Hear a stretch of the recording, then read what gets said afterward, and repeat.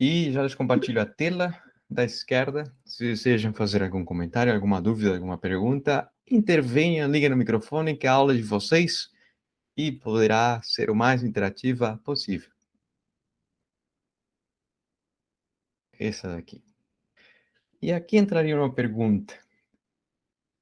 Quando você faz essas promoções, essa propaganda da Red Bull, onde tem pessoas pulando de um lugar para outro, ou fazendo essa movimentação, e especificamente esse motoqueiro, que atingiria alguma determinada velocidade inicial, ou seja, uma rapidez e alguma orientação inicial para chegar à posição contrária desse canhão, desse canyon, ou desse canal, ou desse penhasco, ou enfim, desse barranco, porque o motoqueiro descreve por completo com sua moto essa trajetória.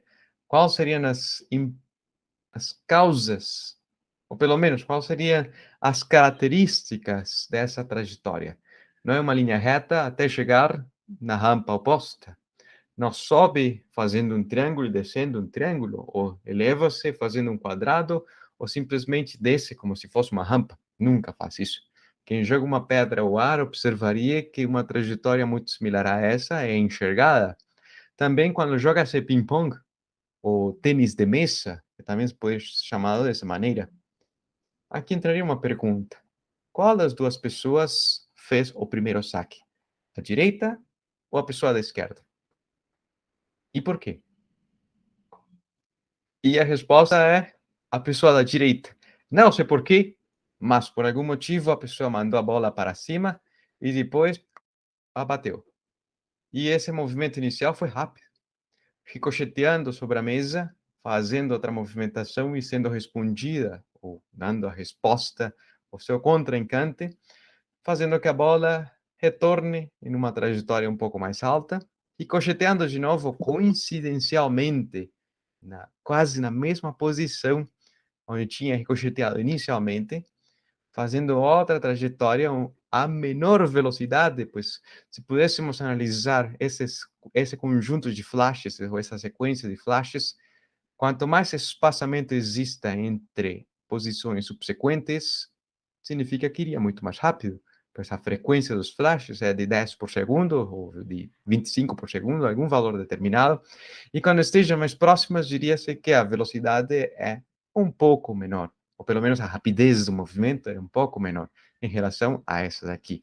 Ou seja, que foi chutada, pá, quase em linha reta, disparada e ricocheteou, retornou, e implicando que a pessoa que faz o lançamento foi a pessoa da direita. E essa daqui, essa mesma trajetória também se observa alguém que vai para uma piscina ou que se jogue, desloca-se horizontalmente e deixa-se cair.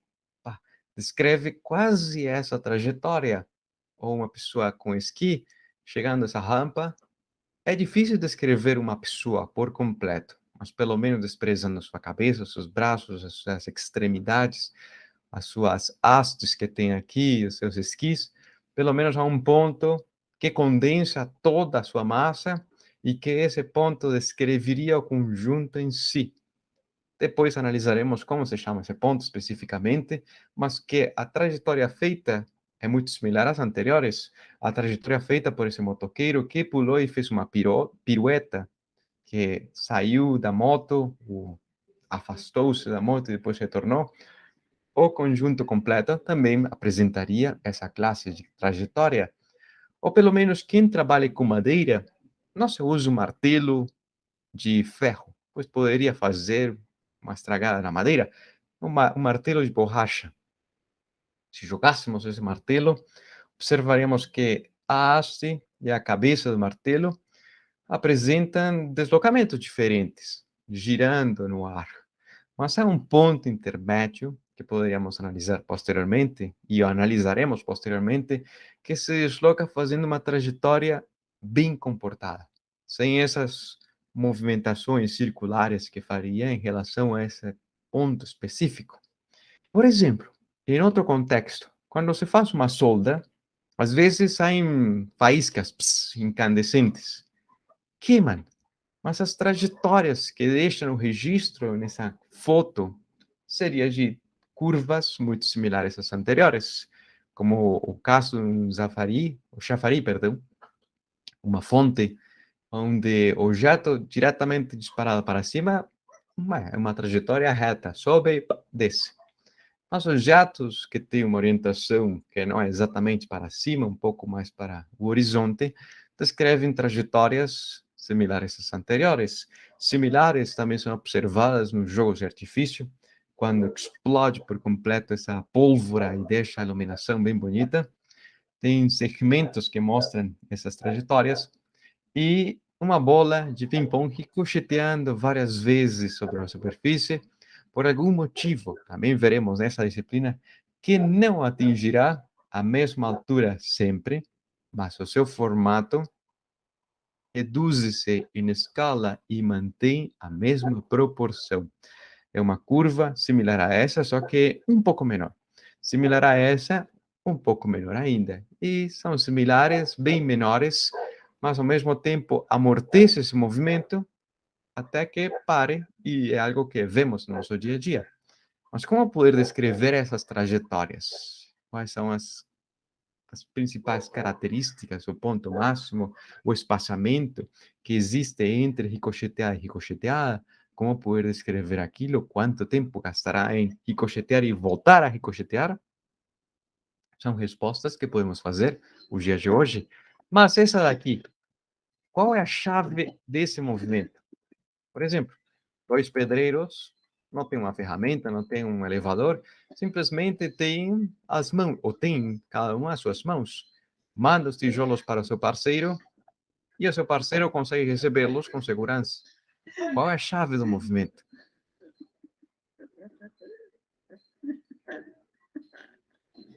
Bem próximo da cabeça da pessoa que está de cima, consegue pegar, sujeitar os tijolos com segurança.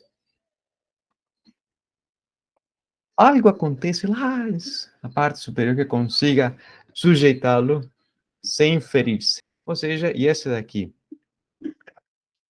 um canhão.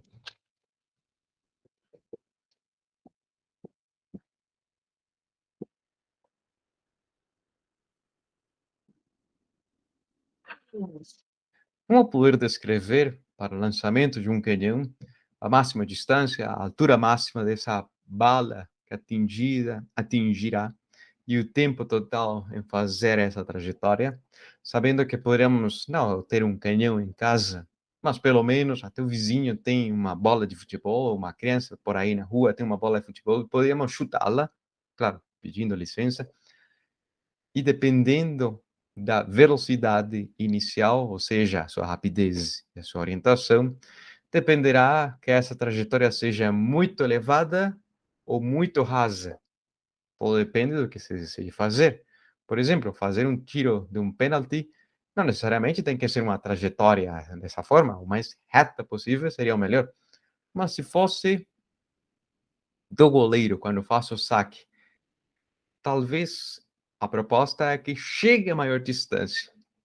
E qual deveriam ser as características iniciais para que chegue à máxima distância, passando a metade do campo? Qual deveriam ser? Poderia ser da velocidade, sim. O goleiro chutou com uma força esmagadora e a velocidade foi rapidíssima. Mas e o ângulo? Qual deveria ser? Há respostas que poderíamos responder justamente hoje. Perdão, há perguntas que poderíamos responder justamente hoje. Imaginemos nesse instante inicial a bola ou a bala do canhão sendo disparada com uma velocidade inicial que tem uma orientação, ou seja, o modo da velocidade seria a rapidez e a orientação em relação ao eixo horizontal seria o ângulo θ zero. Há uma aceleração que varia o movimento, uma aceleração que só existe na uma única direção. Em virtude que essa descrição que faremos agora só será feita se desprezamos por completo o arrasto do vento, ou seja, a resistência ao movimento dentro desse meio. O vento.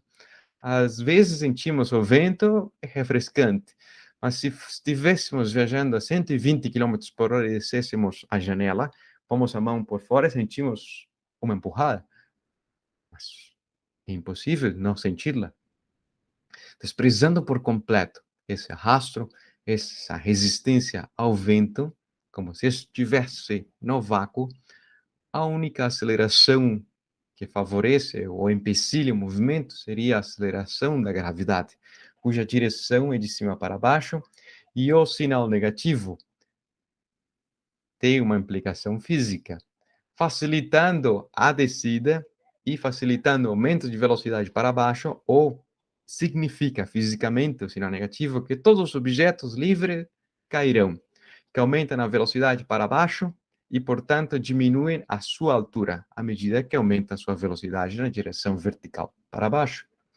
Ou seja, a direção do vetor velocidade, aceleração gravitacional para baixo.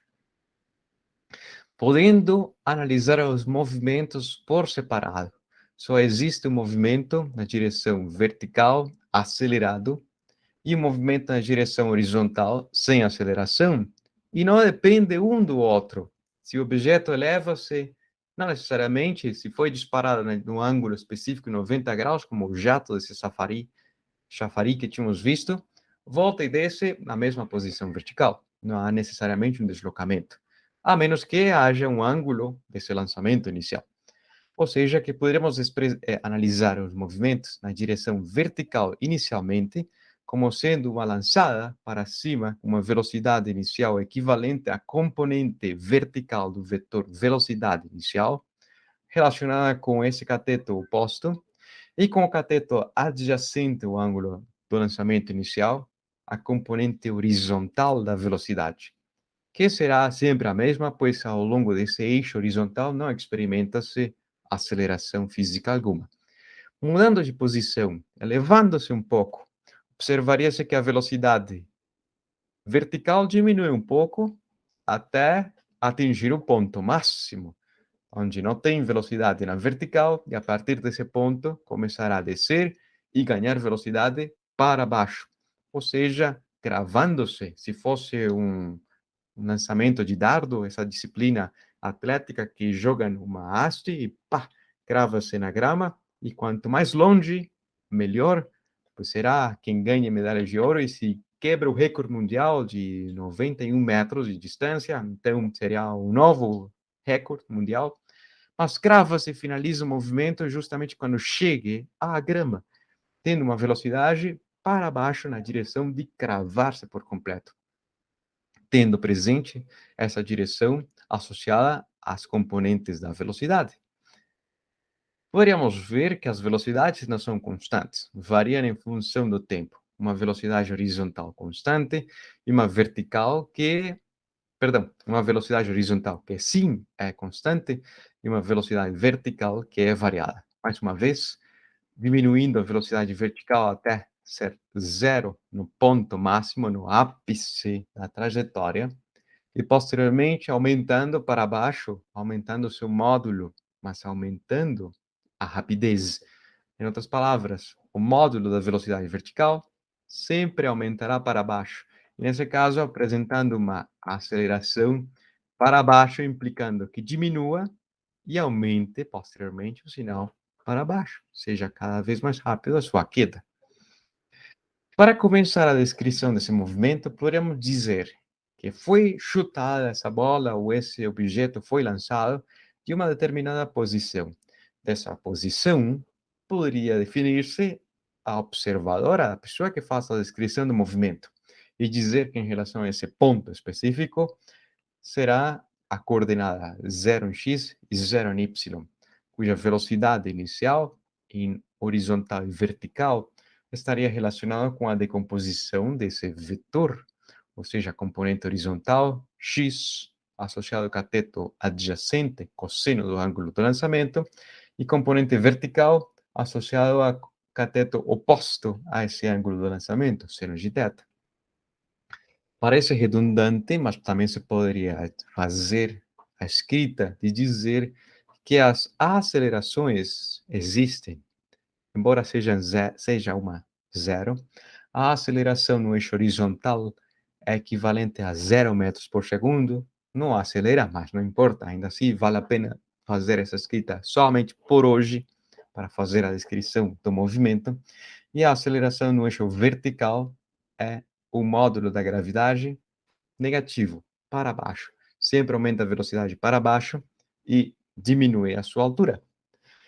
Como calcular a altura máxima? Bom, a altura máxima, segundo a nossa percepção, só será a máxima das máximas alturas quando chegue lá e pare e comece a descer. Ou seja, a velocidade na vertical, nessa posição vertical, é zero. A velocidade vertical deverá ser nula. Por mais que tinha partido com valor de velocidade para cima, deverá parar.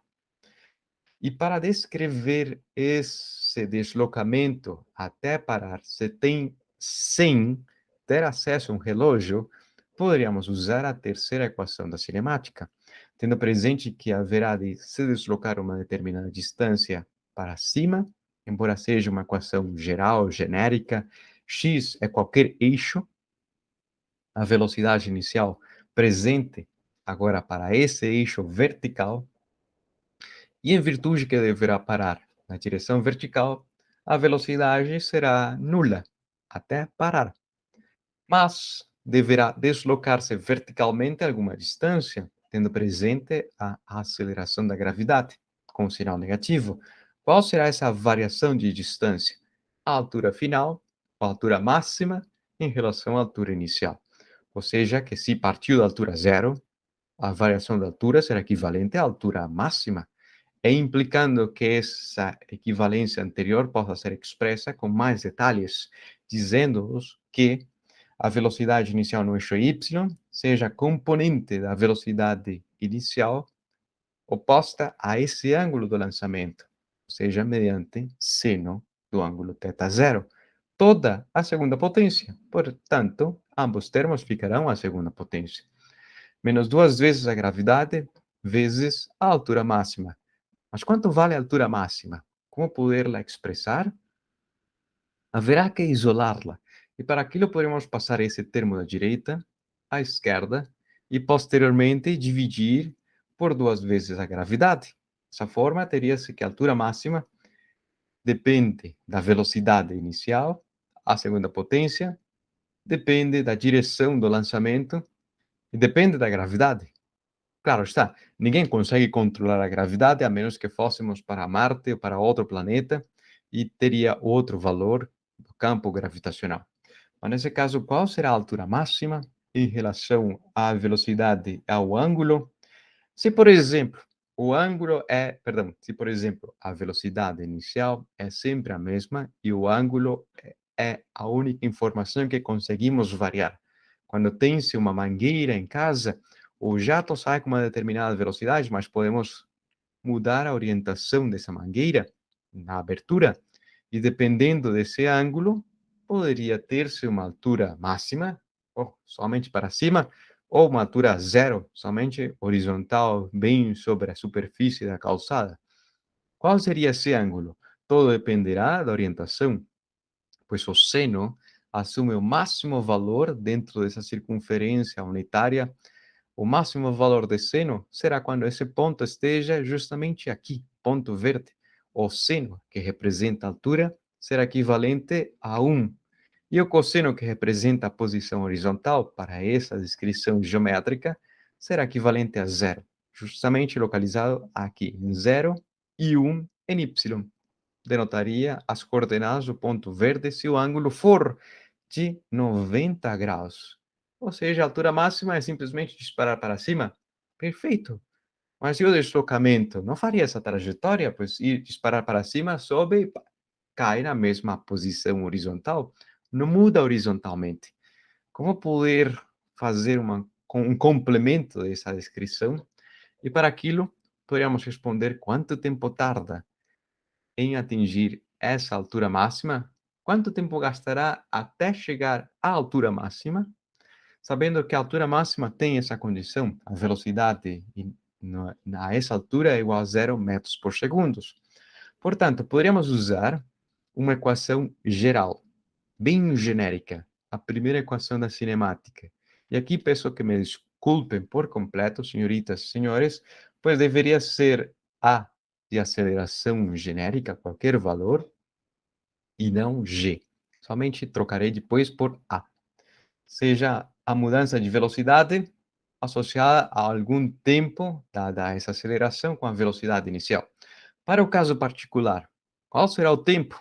Será um tempo 1. Não sabemos quanto vale, mas podemos rotulá-lo como sendo tempo 1 e dizendo, nesse instante, a velocidade deverá ser zero na vertical, partindo de uma velocidade inicial para cima e experimentando uma aceleração para baixo. Quanto tempo haverá de transcorrer de tal forma que a sua velocidade seja zero? A resposta do tempo seria associada ao processo de isolar o tempo, passando o termo que tem o tempo à esquerda e expressando por completo a velocidade do lançamento na direção vertical. Podemos dizer que o tempo de atingir essa altura máxima dependerá do módulo da rapidez, ou, perdão, do módulo da velocidade inicial e do ângulo do lançamento. E sim, de fato é assim. Tentem disparar uma bola com todas as suas forças na direção vertical, para cima. Uma altura considerável. Agora, se tem por aí, próximo de casa, uma criança ou algum parente que seja um primo pequeno, tentem dizer-lhes que fazem o mesmo processo, é uma criança pequena, fazer o mesmo disparo para cima. Se a velocidade da criança inicialmente sobre essa bola é bem menor, então a altura será bem menor e, portanto, o tempo será menor, pois gastará menos tempo para atingir essa altura tão pequena, somente 1 metro, e a criança de 5 anos e não consegue, mas sim, depende da velocidade inicial. Se me faço entender por enquanto com esse raciocínio, continuaremos analisando o tempo total de voo. Quanto tempo gastará fazendo toda a trajetória, ou voando até finalizar, culminar esse movimento pelo ar? Sei que na língua portuguesa, após a reforma do ano 2009, já não se escreve voo com acento circunflexo, mas pelo menos fica charmoso fazer essa escrita para não confundi-lo com voo de eu vou, de ir. Qual será a condição do tempo de voo? Será culminar o voo, chegar até a mesma altura inicial, ou até a altura onde qual partiu, 0 metros. Ou seja, quanto tempo gastará até subir e descer? A resposta estaria relacionada com o cálculo do tempo e com o cálculo também do deslocamento em relação ao movimento acelerado, pois na linha vertical há uma aceleração, e essa aceleração faz com que esse objeto diminua sua velocidade, pare e posteriormente ganhe velocidade até cair. Sabendo que a sua posição final é equivalente à sua posição inicial, 0 metros de altura, dada uma velocidade inicial associada a essa inclinação do vetor velocidade e dada uma aceleração ao longo do eixo vertical, haveria que determinar o tempo. Mas, por enquanto, determinar o tempo é um pouco difícil. Por enquanto, podemos passar esse termo, o terceiro termo à esquerda, e há uma equivalência. Senhoritas e senhores, dessa equivalência, para isolar o tempo antes, poderíamos fazer alguma classe de simplificação? Agora, o que significa isso fisicamente? Por mais que seja uma simplificação meramente matemática, a resposta física é muito intuitiva, só que passa desapercebida. Se pudéssemos analisar somente a equação, como estava assim anteriormente, essa equivalência, qual será o tempo de voo de tal maneira que o termo da direita seja equivalente ao termo da esquerda? Qual deverá ser esse valor em segundos, que vezes a velocidade inicial no eixo y seja equivalente a esse tempo, a segunda potência, vezes o meio da gravidade? Qual deveria ser? Bom, uma resposta poderia ser 0 segundos, mas é muito simples a resposta. É uma resposta matemática, é a resposta trivial. Pois sim, nesse caso, a sua posição será a mesma inicial, 0 metros de altura. Não é uma resposta física associada à descrição que desejamos fazer. quanto tempo gastará, não? O tempo que satisfaça essa equivalência. Portanto, ao simplificar essa segunda potência e esse tempo que está à direita, estaria se simplificando, deixando de fora essa resposta tão trivial e calculando-se o tempo que realmente positivo, após 1 segundo, 2 segundos, 3 segundos, o tempo de voo que gastará voando ou que gastará até percorrer ou percorrendo toda essa trajetória e finalizando à altura zero. Qual será esse tempo? Podemos expressá-lo. O tempo de voo, mandando esse termo meio para a direita, multiplicando, dividindo pela gravidade, teria essa equivalência, ou poderia ser expresso dessa forma. A relação é que o tempo de voo é justamente o tempo de ir até o ponto máximo vezes 2. Em outras palavras, o tempo que gasta esse objeto em subir será o mesmo tempo que gasta esse objeto em descer. Essa seria a interpretação.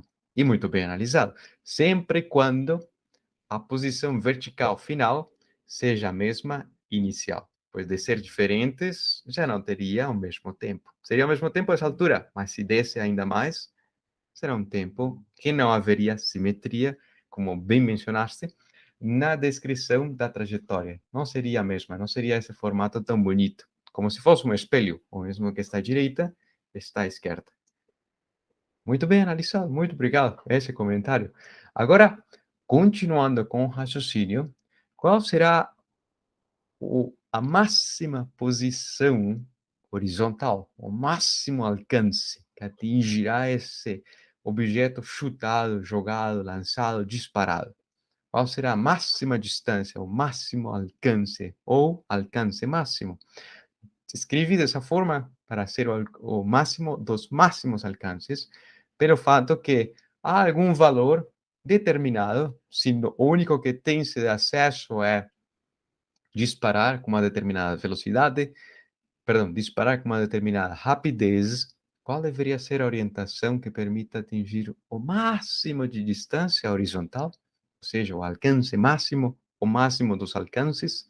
A resposta, sabe-se, que o voo finalizará e finalizará justamente quando esse objeto retorne à mesma altura inicial, a altura 0 metros. O tempo de voo já tínhamos visto como se expressa. A máxima distância horizontal será justamente atingida quando o voo finalize. Em outras palavras, se fosse o lançamento de dardo desse atleta, manda o dardo, voa e crava-se. Uma vez cravado, não tem como deslocar-se, mas crava-se, finaliza o voo, tem seu valor temporal e a altura será a mesma inicial. Mas como determiná-lo? Sabendo que é um movimento, de maneira geral, poderia ser descrito a sua posição em função do tempo, a segunda equação da cinemática. Em outras palavras, sabendo que a posição inicial ao longo do eixo x se conhece, a velocidade inicial ao longo do eixo x se conhece, a aceleração que apresenta ao longo do eixo x se conhece, entre aspas, pois sabe-se que é zero. E qual deveria ser o tempo, de tal forma que já se conhece o tempo, qual deveria ser, nesse tempo, a sua posição máxima, quando finalize, quanto haverá, perdão, quando finalize de voar, quanto haverá de deslocar-se esse objeto? E a resposta é bem simples, porque a sua posição inicial é zero e a sua aceleração é nula, ou seja, apresentando um movimento com velocidade constante, cuja distância aumenta à medida que o tempo de voo aumente. Quanto mais tempo de voo demore, maior será seu alcance. Poderia ser, a nossa intuição direta nos poderia dizer isso. Sin embargo, hoje veremos que não é simplesmente aumentar o tempo de voo. Se pudéssemos expressar cada um desses termos, a velocidade inicial no eixo x e o tempo de voo, ambos por extenso, seria a componente horizontal da velocidade inicial e o tempo de voo, o fator 2, associado à velocidade inicial e seno do ângulo inicial. E, nesse caso, como poder simplificar essa escrita? Pois tem-se um cosseno, tem-se um seno, velocidade inicial vezes velocidade inicial, já sabemos que a segunda potência você pode fazer. Mas como simplificá-la? Há uma identidade trigonométrica relacionada com o seno do dobro do ângulo, que não lhes farei a demonstração, mas pelo menos lhes direi que o seno do dobro do ângulo poderá ser expresso como seno duas vezes o seno desse ângulo vezes cosseno desse ângulo. Em outras palavras, se vemos que à esquerda, na escrita branca, existe o seno desse ângulo, cosseno desse ângulo, vezes 2 todo, poderíamos usar os mesmos termos e dizer que será o seno do dobro do ângulo inicial. Dessa maneira, resumindo a escrita por completo, seria a velocidade inicial ao quadrado, e aqui espero consertar isso e peço desculpas, velocidade inicial ao quadrado vezes seno do dobro do ângulo. A pergunta: qual deveria ser esse ângulo do lançamento de tal forma que, tendo invariantemente, sempre constante, a rapidez do lançamento inicial, invariável, não se pode variar a rapidez inicial, mas sim a sua orientação. Qual deveria ser a orientação de tal forma que o alcance máximo seja o máximo dos alcances? Tem seus jatos de água e se pode disparar horizontalmente, então não, nunca voou. Você pode disparar verticalmente, voa muito, mas não se desloca horizontalmente. Qual deveria ser esse ângulo? De tal forma, quanto deveria valer esse ângulo? De tal forma que seu alcance horizontal seja o máximo.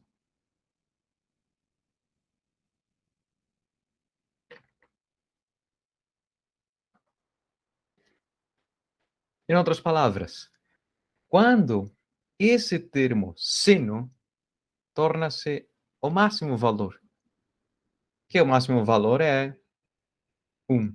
Exatamente. Quando? Qual deveria ser seu argumento? E querem saber outra informação de por que deveria ser 45, fora da descrição matemática, que também está correta? A resposta está associada com um quadrado dividido pela diagonal. Em outras palavras, se alguém vai para a papelaria, compra um esquadro de 45, a pessoa da papelaria sai com um esquadro de 45. Se pedem para um de 60 com 30, que seria esse daqui que tenho na câmera, seria o ângulo de 30, 60 e aqui de 90. Mas esses quadros de 45 tem algo muito peculiar. Veio de dividir um quadrado pela diagonal. E o quadrado, todos os seus lados são iguais. A sua aresta representa o mesmo valor da largura que o comprimento. Ou seja, que quando dispara-se a um ângulo de 45, não há preferências de ter um movimento mais rápido na vertical que na horizontal, ou na horizontal que na vertical, implicando que ambas componentes da velocidade vertical e horizontal sejam as mesmas, sem haver preferência.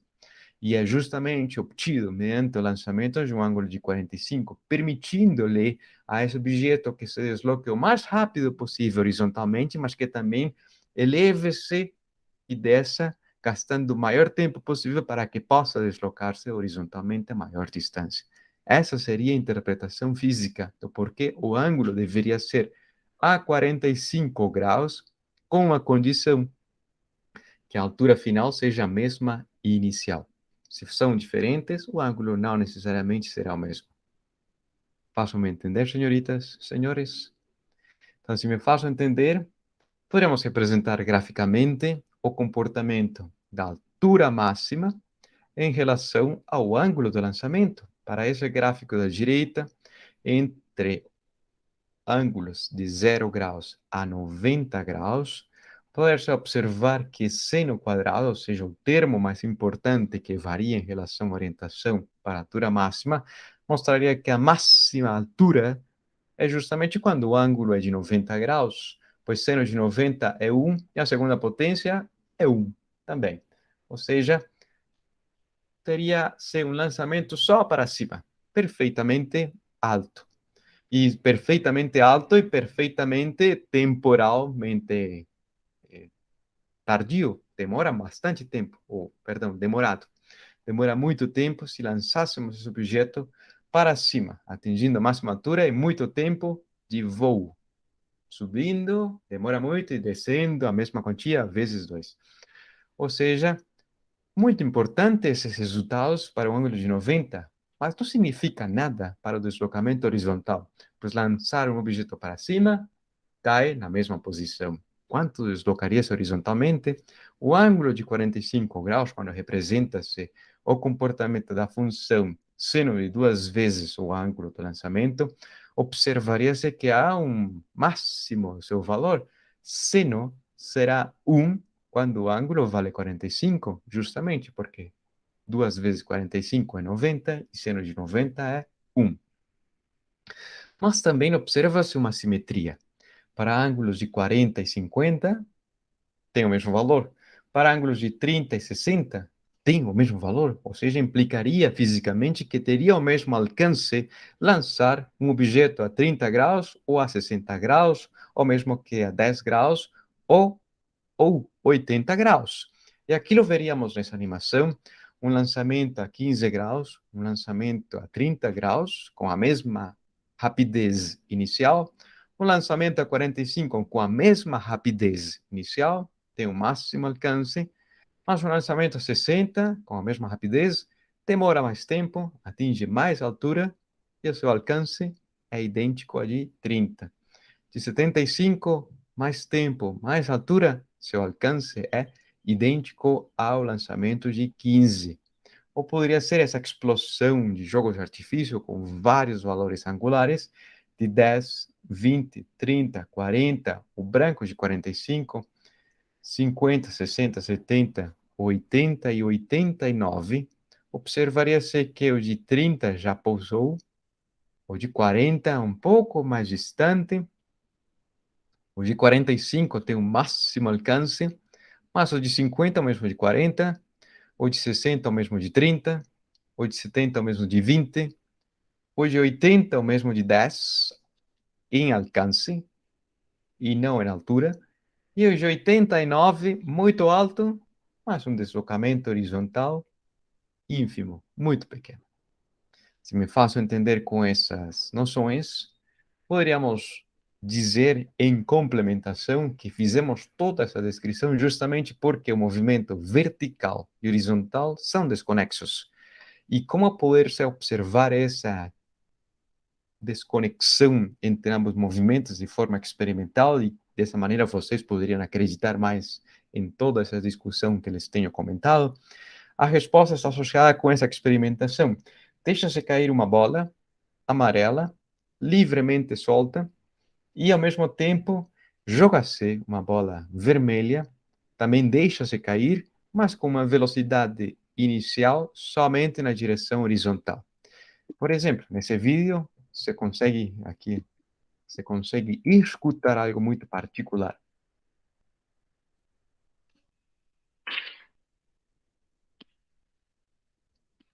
Mais uma vez.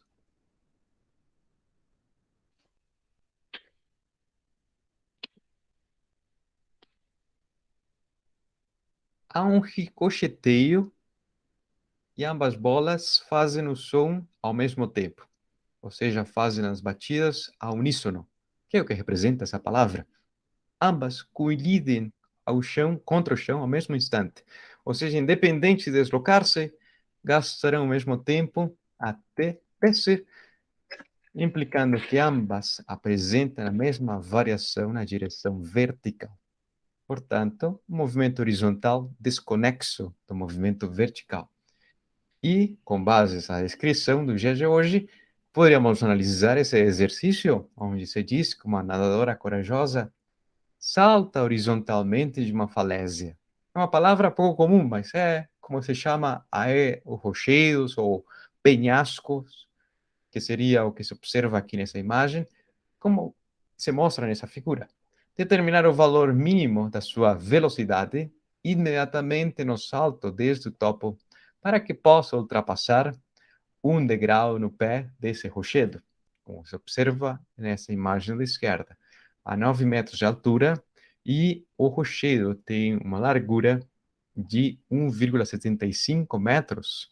Qual deveria ser o módulo da velocidade inicial, puramente horizontal, para que possa ultrapassar, pelo menos raspando, mas de conhecer a velocidade mínima, passará com uma velocidade maior, pelo menos raspando essa pontinha do rochedo, desse degrau? Como analisar esse fenômeno? Pois poderíamos dizer que a pessoa pulou e terá que ultrapassar.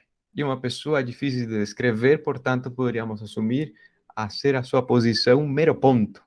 Um ponto que partiu de uma posição vertical de 9 metros e deverá descer até uma altura de 0 metros, sempre quando o referencial da altura esteja como é representado nessa imagem. Partiu de uma altura por cima e descerá até a altura zero, deslocando-se horizontalmente, segundo esse referencial, da posição 0 em x até mínimo 1,75 metros, ultrapassar esse degrau com a velocidade inicial somente no eixo horizontal, pois no eixo y partiu do repouso, ia correndo horizontalmente. Uma velocidade que não se sabe, mas sabe-se que deverá ser a velocidade inicial, v0, a sua rapidez. E com uma aceleração ao longo do eixo x e no eixo y, que permita-me fazer a redundância, mas no eixo x é nula, e no eixo y é o valor da gravidade, o seu módulo, negativo, implicando que a velocidade aumente para baixo e que diminua a sua altura. De forma geral, poderíamos expressar a posição em função do tempo, mediante a segunda equação da cinemática, e implicando que essa equação genérica nos permita expressar a posição horizontal em função do tempo, sabendo que a sua posição inicial x0 era zero, a aceleração no eixo x é zero, portanto, ficaria um movimento uniforme, sem aceleração, partindo da origem em x e aumentando à medida que avança o tempo. Por outro lado, no eixo vertical, nos permitiria dizer que a sua altura era, no instante inicial, 9 metros, mas à medida que avança o tempo, começará a diminuir. Tendo presente essas duas equações, o movimento, a posição horizontal e vertical, poderíamos calcular o tempo da queda. Quanto tempo gastará em cair? Pois por mais que ambos movimentos, horizontal e vertical, sejam desconexos a uma condição para satisfazer o enunciado, o fenômeno físico por descrever, o tempo que gastará em cair, nesse mesmo lapso, pelo menos deverá deslocar-se horizontalmente essa distância de 1,75 metros. Se se desloca 1,76 metros, ultrapassa a barreira, ultrapassa esse degrau. Mas pelo menos qual será essa condição? Como satisfazê-la? Qual deverá ser a sua velocidade horizontal? Para aquilo, calcularemos o tempo de queda. Então, quanto tempo gastará em cair, sabendo que foi com velocidade inicial zero? Deveríamos isolar o tempo final, ou seja, o tempo total até chegar à altura 0 metros de altura, implicando que o tempo passe, ou o termo que tem o tempo, possa ser expresso à esquerda, trocando o seu sinal, e à direita, sendo a diferença entre as posições, sabendo que a altura final é zero, mas não importa fazendo a escrita para ver que esse termo existe, e posteriormente, multiplicando por 2, dividindo pela gravidade e aplicando a raiz quadrada sobre tudo, teria-se o tempo. O tempo, mediante esse processo, que haverá que substituir os valores, essa radização, de ser 2 vezes 9 metros dividido pelo módulo da gravidade, ou seja que, numericamente, na calculadora obtém-se o equivalente a 1,36 segundos de duração demorará a queda da pessoa de 9 metros, essa diferença de altura, partindo do repouso na direção vertical. Ou seja, que nesse lapso, a pessoa deverá deslocar-se horizontalmente a distância mínima necessária de 1,75 metros para chegar pelo menos até a pontinha desse degrau. Qual deverá ser a sua velocidade para que nesse valor especificamente de 1,36 segundos esteja nessa posição? Podemos expressar a velocidade em relação à sua posição e ao tempo, já se conhecem essas informações. Ou seja, que a velocidade será a razão dessa distância que deveria ser percorrida nesse lapso de 1,36 segundos, implicando que a velocidade mínima seja de 1,29 metros por segundo. E se fosse 1,30? Ah, perfeito, passará talvez 1 milímetro a mais, ou 2 milímetros na frente desse degrau. Mas é o valor mínimo, o mínimo que tem a noção de dizer esse daqui, e se for maior, perfeito, ultrapassará por completo esse degrau. Mas qual seria a condição que denote esses valores possíveis, esse mínimo? 1,29 metros por segundo. Se me faz entender, senhoritas e senhores, com essa descrição do movimento, poderíamos continuar analisando esse daqui. E esse daqui talvez seja comum quem tenha um sítio, quem tenha um lugar de cultivo e use seu sistema de irrigação. Pois nesse caso particular, nesse sistema de irrigação, se diz que um aspersor ejeta um jato de água com uma velocidade em módulo de 10 metros por segundo a um ângulo de 30 graus, como mais ou menos se observa aqui nessa imagem. Sai o jato com essa rapidez.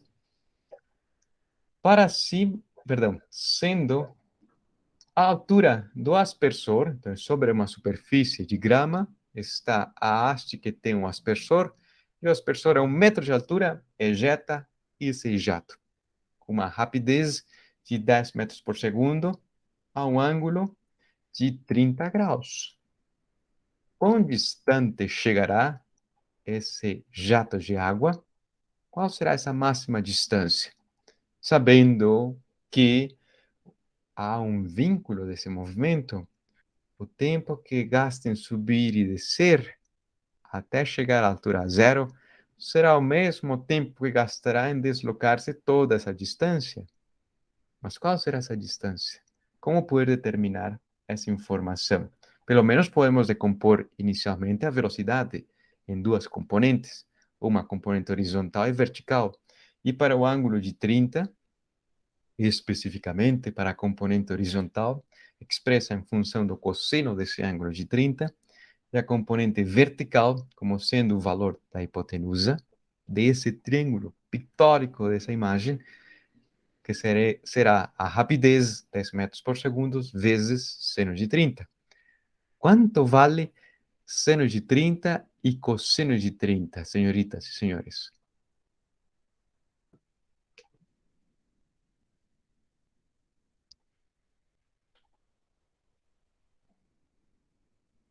Quem se lembra? São um valor, um dos dois é um valor fácil. 0,5 Para qual, Natal? seno de 30. Exatamente, muito bem. E cosseno de 30 é raiz de 3 por 2. Seno de 30, o meio, 0,5. Por isso que esse daqui é um valor fácil. Diríamos, se por algum motivo não temos acesso a uma calculadora, não se preocupem, há uma forma alternativa de poder expressar as componentes. Pois a componente na direção vertical, o meio será a metade da rapidez inicial, ou seja, 5 metros por segundo. E o meio da rapidez inicial vezes raiz de 3 é muito mais exato fornecer esse resultado, 5 vezes raiz de 3, que substituí-lo na calculadora e talvez com 2 casas, 3 casas, não seja o suficientemente preciso. Pelo menos esse daqui já faz alusão a ser um número mais bonito, mais fechado, mais preciso, que não escrever todos os 100 mil algarismos significativos desse resultado. Não sei se me faço entender, mas pelo menos é mais fácil expressar raiz de 3 que seu valor.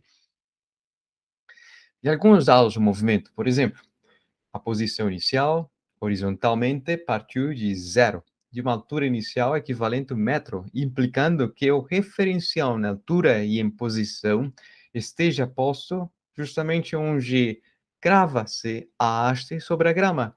E a partir dessa posição, deslocaria-se nesse gráfico, nessa representação à direita, tantos metros, avançando, e a uma altura de 1 metro, por cima, haveria que subir esse jato e posteriormente descer.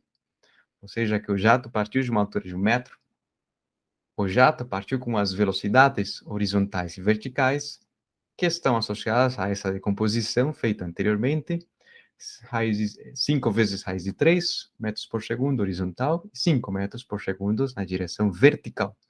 Por mais que seja um pouco redundante, se poderia expressar a aceleração no eixo horizontal e no vertical, como sendo o valor da gravidade negativo, o módulo da gravidade para baixo. Quanto tempo gastará em subir e descer? Poderia ser uma boa pergunta, pois nesse mesmo lapso, conhecendo a velocidade horizontal, se poderá determinar quanto avançou horizontalmente o jato. E para calcular o tempo, poderíamos fazer uso da segunda equação da cinemática, aplicada para o movimento vertical, simplesmente trocando as variáveis x por y. A posição y dependerá da posição inicial na altura, da velocidade inicial do movimento e da aceleração ao longo do eixo y, em função do tempo. Ou seja, que em função do tempo haverá que determinar esse tempo de tal forma que a sua altura final seja igual a zero. Você poderia fazer um zero ou simplesmente anular esse termo. Mas quando você faz isso, a sua altura final seja zero, teríamos que dizer que haverá algum tempo final, pois essa expressão completa será satisfeita se conhecemos o tempo final. Qual deverá ser esse valor temporal, de tal forma que a sua altura seja zero?